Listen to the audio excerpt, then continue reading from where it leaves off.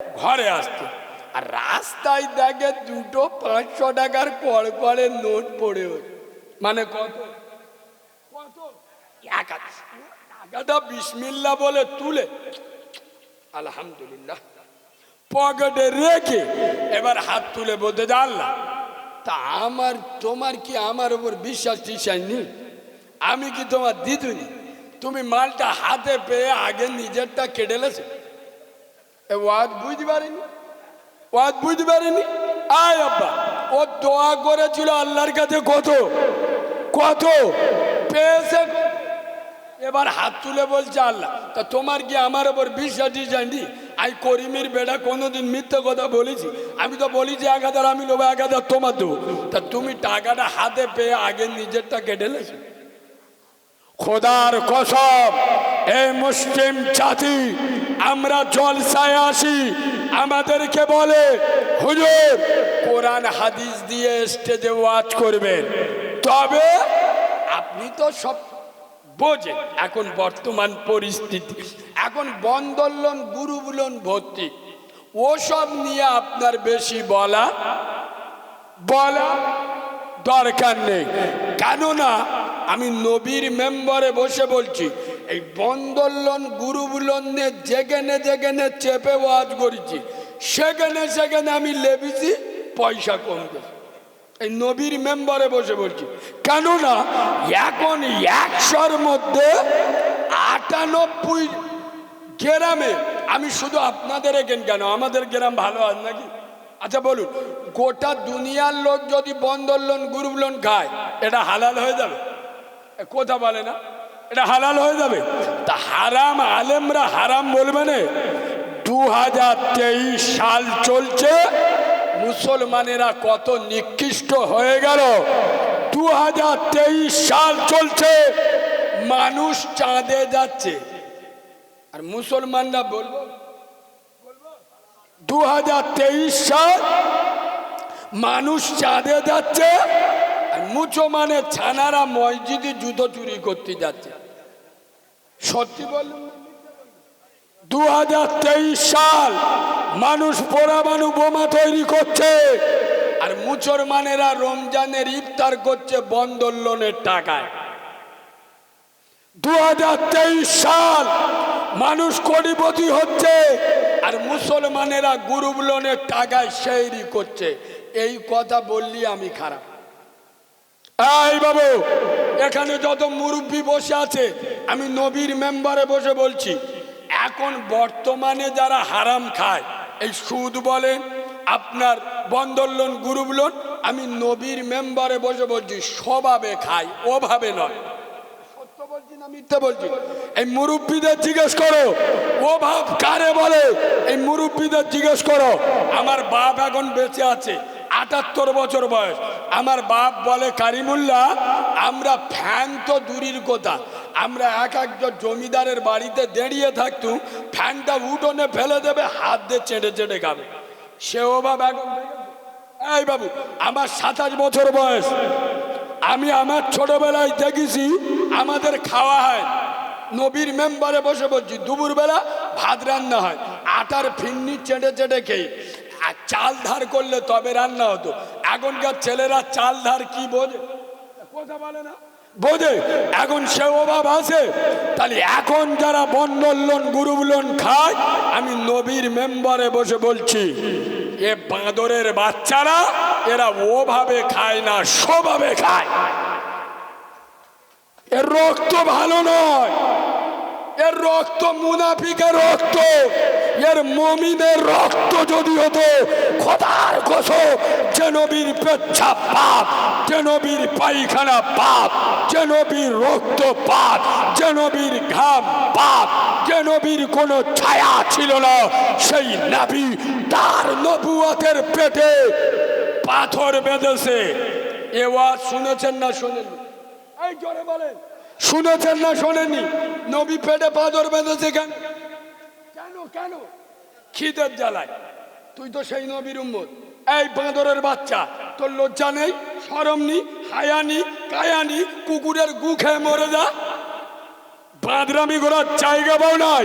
রসুলের উম্মাদ বলে দাবি করো, যে নবী পেটে পাথর বেঁধেছে, হারাম হারাম খাই নাই।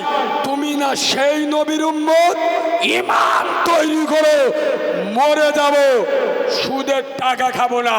খোদার কসম তুই কোটিপতি হবি, আমি মাহারা এতিম। নবীর মেম্বারে বসে বলে যাচ্ছি, আল্লাহর উপরে ইকিন রাখ, আল্লাহকে বিশ্বাস কর অন্তর থেকে যে আমি মরে যাব, সুদের টাকা, বন্ধন লোন, গ্রুপ লোনের টাকা খাবো না। তোর যদি কোনোদিন খাওয়া না হয়, আমার এই এলাকায় কোনোদিন ঢুকতে দিবি না। আমি নবীর মেম্বারে বসে বলে যাচ্ছি, যে আল্লাহর উপরে ভরসা করে আল্লাহ তার হয় না। এত আল্লাহর উপর ভরসা নেই। আমি সত্যি বলছি না, আমি তো কথা এত আল্লাহর, ওর মেয়েটার বে দেবে, ও আগেতে বন্ধন লোন, গ্রুপ লোন খুলে বসে। মানে কি?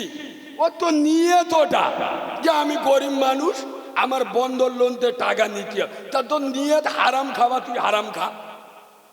তোর যদি নিয়ে থাকতো আমি গরিব, আমি 4টে এড়ে গরু জন্ম দিছি, এটা আমার কৃতিত্ব নয়।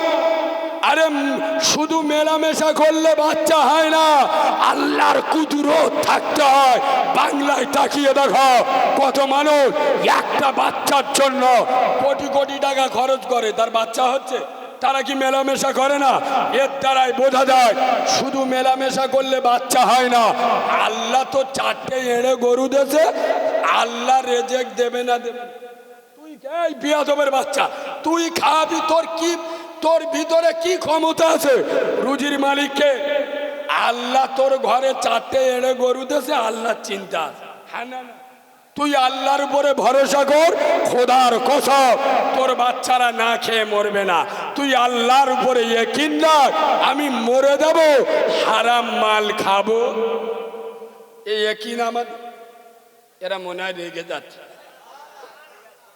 আব্বা কথা একটু কড়া হয়ে যাচ্ছে, পিছনের লোকেরা বলো কড়া হয়ে যাচ্ছে। একটু সামনের দিক চেপে আসো না বাবু, ওই গেটে ওরা বসতে পারছে না, একটু সামনের দিক চেপে আসো না বাবু। সেই বয়েছ তা পিছনে।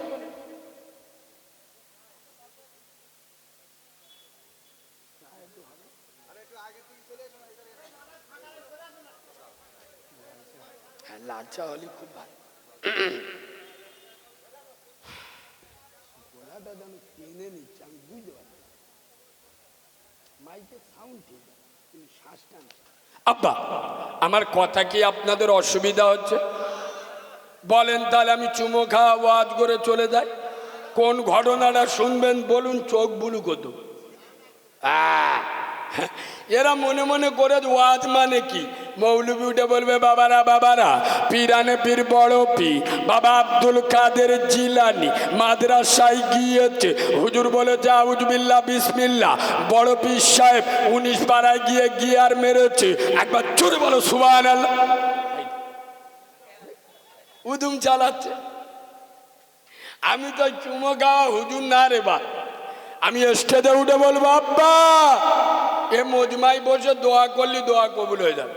আর এরা সুবহানাল্লাহ এমন শয়তান বলে, আল্লাহ পিছন কর শুই, বিয়াদবের বাচ্চা, এখন বললি দোয়া কবুল হয়ে যাবে। আমার নবী বলে যাচ্ছে, নূরে মোহাম্মদ আমেনার লাল মাদিনাওয়ালা নবী বলছে, সবে বরাতের মতো ইবাদাতের রাতে মদ ঘরে দোয়া কবুল হবে না। ওই বোতল বাহিনী মাল যদি এখানে বসে দোয়া করে, কি গো কবুল হয়? বোতল বোঝো বলবে, অনেকক্ষণ পরে বলে হ্যাঁ। শালা 40 টাকা চুল্লু খেয়ে গ্রামের লোকের চোখ বুলু করে দিচ্ছে। সোনার বাবাজি ভালো করে শোনেন, রসুল বলে যাচ্ছেন, রসুল বলে যাচ্ছেন, লাইলাতুল কদরের মতো রাতে শুধু করে দোয়া, বাম্মার অবাধ্য সন্তানের দোয়া কবুল। এখানে বসে দোয়া করলি কি গো হয়? তার মানে কি? উদু মোয়াজগর চল যাচ্ছে, ধরার লোক।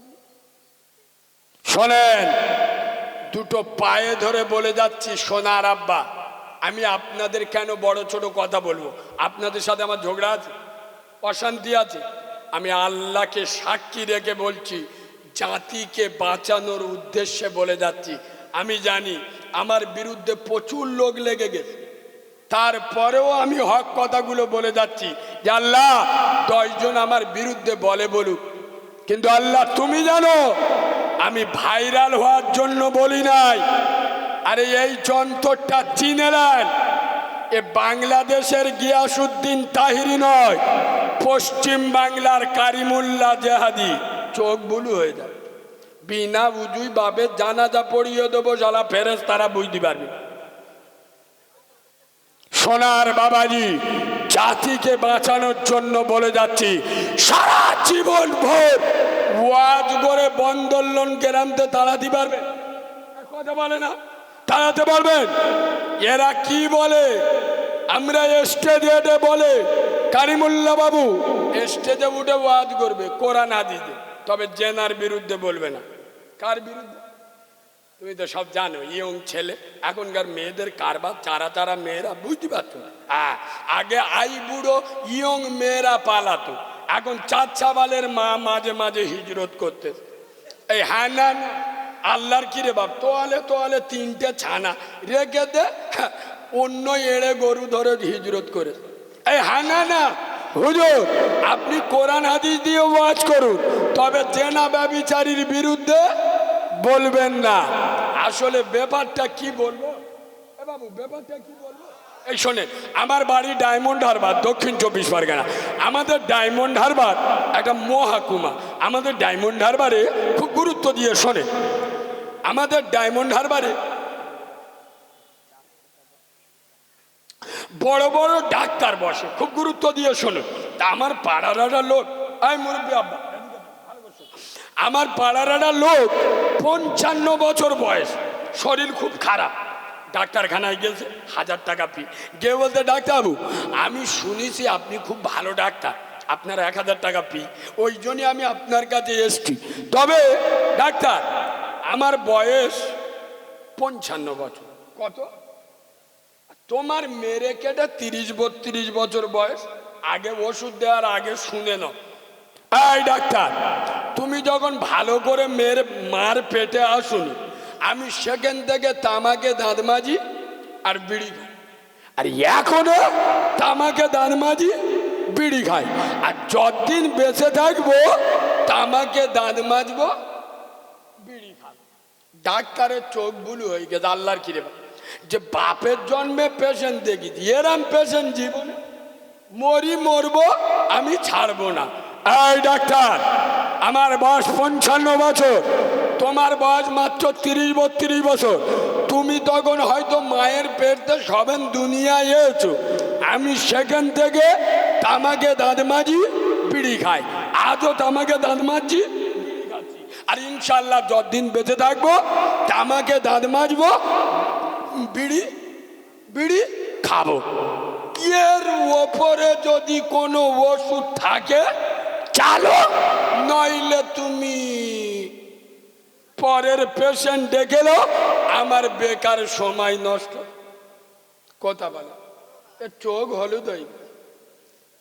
এই বাবু, ওয়াজ কোথায় গিয়ে উঠে যারা বুঝতে পারিনি, আজ বয়ারমারির মুসলমানের ছানারা, আজ সন্দেশখালীর মুসলমানের বাচ্চারা, এরা আলেম উলামা বক্তাদেরকে বলতে চায়, হে বাচ্চা মাওলানা কারিমুল্লাহ জেহাদি, তোমার বয়স কত? মাত্র 27 বছর। তুমি যখন মায়ের পেটে আসো নাই, আমরা সেখান থেকে হারাম খাচ্ছি, এখন ও হারাম খাই, যতদিন বেঁচে থাকবো হারাম খাবো। কারিমুল্লাহ জেহাদি, তুমি মৌলবি হয়েছো, তোমার বয়স কত? তুমি যখন মায়ের পেট থেকে দুনিয়ায় এসেছো উলঙ্গ হয়ে ঘুরতে, আমরা সেখান থেকে জুমার নামাজ ছাড়া বাকি নামাজ পড়ি না, আর এখনও জুমার নামাজ ছাড়া বাকি পড়ি না। যতদিন বেঁচে থাকবো জুমার নামাজ ছাড়া বাকি নামাজ পড়বো না। কারিমুল্লাহ জেহাদি, তুমি যখন ছোটবেলা হয় হাফ প্যান্ট পরে ঘুরতে, আমরা সেখান থেকে সুদে টাকা খাই। আজ বন্ধন লোন গ্রুপ লোন খাচ্ছি, আর যতদিন বেঁচে থাকবো কথা বলেন খাবো। কারিমুল্লাহ জাহাদি, তুমি যখন বাচ্চা বয়সে মায়ের কোলে দুধ খেতে, আমরা সেখান থেকে বাম্মার ভাত দিই না, এখনও দিচ্ছি না, যতদিন বেঁচে থাকবো বলো বলো দেবো না। এর ওপরে যদি কোনো ওয়াজ থাকে করো, নইলে তুমি মালটা কেটে বড়ো, পরের বক্তা সিরিয়াল। আচ্ছা, আমি কি অবাস্তব কথা বললাম? এর কথা বলে না, আমি কি এটা বাজে কথা বললাম? এরা তো এটাই বোঝাতে চায় যে আমরা তোমার জন্মের আগে হারাম খাই, মদ খাই, সুদ খাই, জেনা করি, ব্যভিচারী করি, এখনও করছি, যতদিন বেঁচে থাকবো করবো। এর ওপরে যদি কোনো ওয়াজ থাকে করো, নইলে তুমি কেটে বড়ো। সত্যি বললুম না মিথ্যে বললুম? এত বছর জলসা হচ্ছে, কটা নামাজি বেড়েছে? এত বছর জলসা হচ্ছে, কটা টুপিওয়ালা বেড়েছে? তার মানে কি? এরা এটাই বোঝায় মৌলবী তুমি যত গাব যাও, নামাজ আমরা। ওই জন্যই তো এখন আমি সব জায়গায় বলতেছি, হযরতে ওমর যে রাস্তা দিয়ে হেঁটে যেত, শয়তান 14 দিন সে রাস্তায়। ওমর গেছে, ওমর ধরলি ধুলো করতে চোখ ভুল হয়ে, ওমরের পাওয়ার আলাদা, যাস নে যাস নে। কদিন শয়তান যেতুনি? 14 দিন। আর আমরা এখন যে রাস্তায় যাই না, আল্লাহর কিরে 40 দিন শয়তান ও রাস্তায় যায় না। কেন বলুন তো? আমার তে ভালো জিনিস এখান থেকে গেছে, কথা বলে না। আমার তে ভালো জিনিস, গীবত, মিথ্যা, চুগলখড়ি, চিটিংবাজি, মুনাফিকি, এমন কিছু নাই যে মুসলমানদের ভিতরে নাই। আরে পরের গীবত করা, মুনাফিকি করা, নিজের মরা মায়ের মাথা খাবার সমান। এও আজ শোনে, তারপরেও করে। তার মানে কি? মার ভালোবাসে না। এই দেখো, মার ভাত দেয় না, শাউরির হজগন নিয়ে আসে।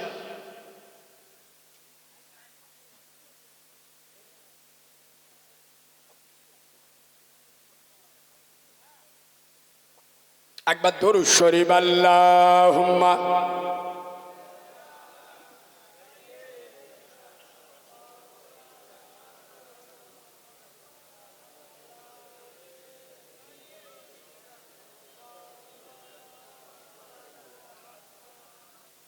বাবাজি, আমি উঠেই কোরআন শরীফের যে আয়াতটা পড়েছি, ইউরিদুনা লিউতফিউ নূরাল্লাহি বিআফওয়াহিহিম ওয়াল্লাহু মুতিম্মু নূরিহি ওয়ালাউ কারিহাল কাফিরুন। কাফের কোরআন বিদ্বেষীরা, ইসলাম বিদ্বেষীরা, কাফেরেরা চেষ্টা করে ইসলামের আলো, দ্বীনের আলো, কোরআনের আলো, শরিয়াতের আলো ফু দিয়ে ইসলামের আলোকে নিভিয়ে দিতে। ইসলামের আলো কাল কিয়ামতের সকাল পর্যন্ত আল্লাহ জ্বালিয়ে রাখবেন, ঈদে কাফেরের যতই অসুবিধা হোক না কেন। সুবহানাল্লাহ বলে। আজ তার প্রমাণ। আব্বা, আফগানিস্তানের তালেবান নাম শুনেছেন? এই তালেবান, যে তালেবান খাবার পয়সা ছিল না, যে তালেবানের কাছে কাপড় ছিল না, যে তালেবান লুকিয়ে লুকিয়ে বেড়াতো, খোদার কসম এই তালেবানের কাছে ছিল আল্লাহর প্রেম, নবীর মহব্বত, বুক ভরা নবী প্রেম, অন্তর ভরা আল্লাহর ভয়। তাই তো তালেবানের কাছে পৃথিবীর সব থেকে বড় শক্তি আমেরিকা আত্মসমর্পণ করে, মাথা নত করে আফগানিস্তান থেকে পালিয়ে যেতে, আফগানিস্তানকে তালেবানের হাতে স্বাধীন রাষ্ট্র ঘোষণা করে যেতে বাধ্য হয়েছে। নারায়ে তাকবীর। এটা একমাত্র তালেবানদের ইসলামী পাওয়ার, ইসলামী ক্ষমতা, মুখ ভরা নবীর প্রেম আর অন্তর ভরা আল্লাহ। এই বাবু, এই মুসলমানরা আমরা কেন আজ নির্যাতিত? এর সব থেকে বড় কারণ হলো, এই দেখেন ফুটবলের ওয়াজ তো আপনারা সারা জীবন শুনেছেন আর আমার কাছ থেকে শুনেলেন। এখন ফুটবল প্লেয়াররা শুধু লাথি মারছে ও মারে বাবরে করতে। এখন যেই একজনের হাতে লেগেছে আম্পায়ার বলতে তো 5 বেজে দাঁড়া, বল মনে মনে করতে শালা আমার ভাইরা ভাই হেভি হয়েছে সুইচ মেরেজ মানে কি আমার আর কিছু বলবেন না রে বাবা, ওই বাঁশিটা বেরেজ মানে কি আম্পায়ার বলতে যাচ্ছে ওর স্পেশাল গো ধরে আন, ধরে মোজা করে বসে স্পেশাল লাথি মার, এর নাম কি হ্যান্ডবল মানে হাতে লেগে। এ বাবু ওই বলটা ধরে গুলকিবার দেখবেন বুকে ধরে আর চুমো খায় না খায়, এ মনে মনে করতে শালা আমার খালা তো ভাই রে খুব ভালোবাসে রে, ওই যে চুমো খেয়ে একটা শট মারে ও সব না আকাশে উঠে বলে বল এ পল্লী মরে দাও চোখ হলুদ হয়ে গেছে, এ চুমো খেয়ে এরাম লাথি মারবে বুঝতে পারি। এই বাবু ওই বলটা ধরে যদি কিলো 5 ইট আর কিলো 5 পাথর ওর ভিতরে ঢুকিয়ে বলটা রেখে যদি এবার বলেন মারাদোনা তুমি পৃথিবীর 1 নাম্বার ফুটবলার, এই বলটা শট করো, বলবে আমার সব দানা বেরিয়ে যাবে তমু শট কথা বলেন। এই ফুটবলের সম্রাট প্লে শট মারো আগো ও বল হটবে, ওর বলের ভিতরে আছে কি ইট পাথর খড়। আজ বাংলা তথা ভারতের মুসলমান ফুটবলের মতো সমস্ত রাজনৈতিক ভোট ভিখারি দল এক একজন এক এক সময় চুমা খেয়ে স্পেশাল লাথি মারে। হে বয়ারমারির মুসলমান, হে বাংলার মুসলমান, হে ভারতের মুসলমান, তোমরা বলের ভিতরে নামাজ দিয়ে সাজিয়ে দাও, ইমান দিয়ে সাজিয়ে দাও, কলেমা দিয়ে সাজিয়ে দাও, নবীর সুন্নত দিয়ে নিজের মুখটা ভরিয়ে দাও। খোদার কসম সারা বাংলা নয়, সারা ভারতবর্ষ নয়, সারা পৃথিবীতে কোনো জাতি নাই, কোনো নেতা নাই, কোনো নেত্রী নাই মুসলমানদের গায়ে একটা কাঁটার আঁচল লাগাবে, এই জাতিকে বোকা বানাবে, এই জাতিকে ফুটবলের মতো ব্যবহার করবে। কোরআন বলে যাচ্ছে তাহা বান সাল্লালাইকাল কুরআন লিতাশকা, আমি আল্লাহ কোরআন নাজিল করেছি মুসলমানেরা পৃথিবীতে লাঞ্ছিত, বঞ্চিত, অপমানিত, ভুলণ্ডিত, শোষিত, নির্যাতিত হবে না। যারা কোরআন মেনে নেবে তারা দুনিয়ায় শাসক হবে। সুবহানাল্লাহ বলে।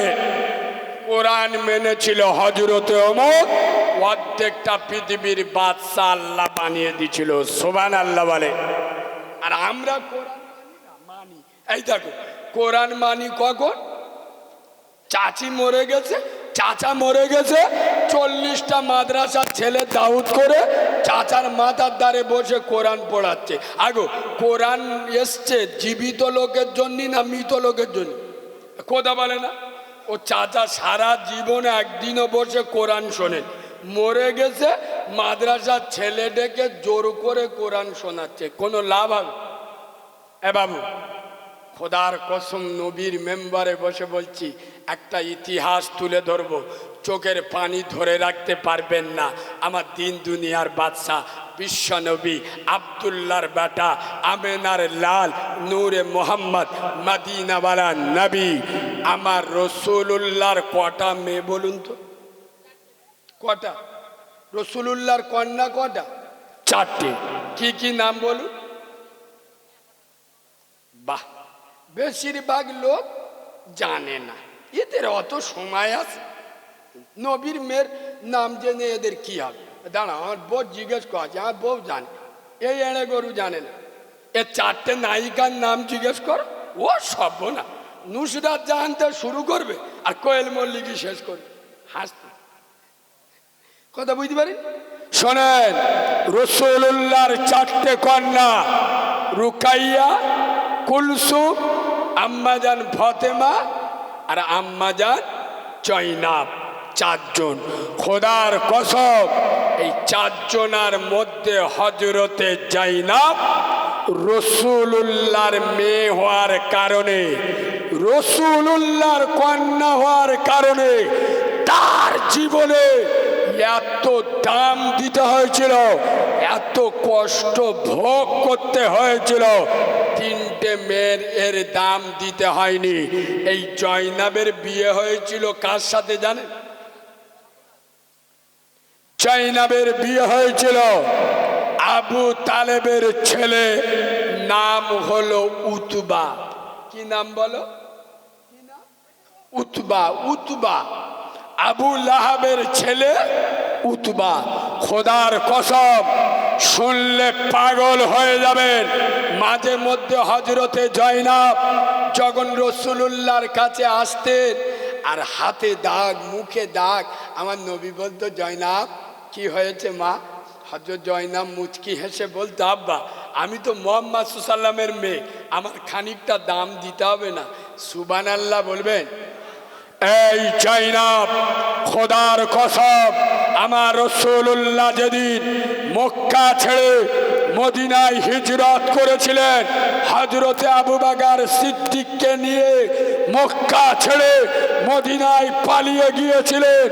রসুল যখন মক্কা ছেড়ে দিলেন, সমস্ত রাগ এসে পড়ল আম্মাজান জয়নাবের উপরে। আমাদের এখানে অনেক সময় পুলিশ দেখেননি, যদি কোনো আসামি না খুঁজে পায় তার বাড়ির উপরে অ্যাটাক করে না? করে না? রসুলুল্লাহ যখন পালিয়ে গেলেন মক্কা ছেড়ে, রসুলের কন্যা জয়নাব আবু তালেবের বৌমা, বুঝবে, আবু লাহাবের বৌমা মানে উতবার স্ত্রী, সব রাগ এসে আম্মাজান জয়নাবের উপরে পড়ল। খোদার কসম, অত্যাচারের স্টিম রোলার চলছে, আর আম্মাজান জয়নাব বলছে, হে উতবা সাইবা, আবু জেহেল, আবু লাহাব, তোমরা তো আমার একবারে মেরে দিতে পারো। আবু জেহেল, আবু লাহাব, উতবা, সাইবা ওয়াফার দিল, হে জয়নাব তোমাকে ছেড়ে দেয়া হবে দুটো শর্তে। কটা বলো? জোরে বলো, কটা শর্তে? দুটো। নাম্বার ওয়ান, তুমি যেটা পড়েছো লা ইলাহা ইল্লাল্লাহ মুহাম্মাদুর রাসূলুল্লাহ, এটাকে ছেড়ে দিতে হবে। আর দ্বিতীয় হলো, তুমি যে মুহাম্মদ সাল্লামের কন্যা, এটা অস্বীকার করতে হবে। হে বয়ার মারির মুসলমান, জবাব চাই, জবাব দাও। আমি কালিমুল্লাহ বলি, যে শর্ত দুটো আম্মাজান জয়নাবকে দেয়া হয়েছিল, হযরতে জয়নাব যার শরীরের ভিতরে, যার বডির ভিতরে নবুয়তের রক্ত আছে, সে মারা যাবে, এই শর্ত দুটো মেনে নিতে পারবে? কথা বলে। প্রথম শর্ত কি? কলেমা। কলেমা। কলেমার উপরে রাগ কেন? কলেমা পড়লে বোতল খাওয়া, কলেমা পড়লে মক্কার মানুষেরা তারা জেনা করার জন্য, তাদের শরীরের খিদে মেটার জন্য একটা মহিলা দরকার হতো। সেই মেয়েটা নিজের মেয়ে, মা, বোন দেখার দরকার নেই, মহিলা হলে হতো। কিন্তু কলেমা পড়লে এটা সম্ভব হবে? কথা বলেন, হবে? তাই কলেমার উপরে ওদের রাগ, যে কলেমাকে জয়নাব তোমার ছাড়তে হবে। আচ্ছা বলুন, কলেমার মানে কি আমার বোঝান? আমরা এখন সবাই কলেমাওয়ালা তো? আর কথা বলুন না, কলেমাওয়ালা তো? কলেমার মিনিংস আমাকে বোঝান। পাগলামি করবেন না। কলেমা পড়েছো, 5 ওয়াক্ত নামাজ পড়ো। কলেমাওয়ালারা বেনামাজি হবে না। নবীর মেম্বারে বসে বলছি, ইসলামের 5টা ভিত্তি, প্রথম হলো কলেমা, তারপরে নামাজ। কলেমা এনেছো, সাথে সাথে নামাজ। নামাজ পড়ো। কলেমা পড়েছো, বেনামাজি হওয়া যাবে না। কলেমা পড়েছো, মদের গেলাস হাতে উঠবে না। কলেমা পড়েছো, গাঁজার কলকে হাতে উঠবে না। কলেমা পড়েছো, লটারির টিকিট কাটবে না। কলেমা পড়েছো, জীবন চলে যাবে অন্যায়ের কাছে মাথা নত। তবে আমি এখান থেকে একটা নোক্তা বার করব। নোক্তা হলো এই, মাঝে মাঝে মুসলমানেরা বের হয় কোনো ইসলামিক ব্যাপারে, কোরআনের ব্যাপারে, এরা বার হয়ে বলে নবীর জন্য জীবন দেবো, জীবন দেবো, জীবন দেবো। বলে না বলে না বলে না বলে স্লোগান পাল্টে দেন। এই হজরতে ওমর আমাদের হিজড়াগিরি শিখে যায়নি,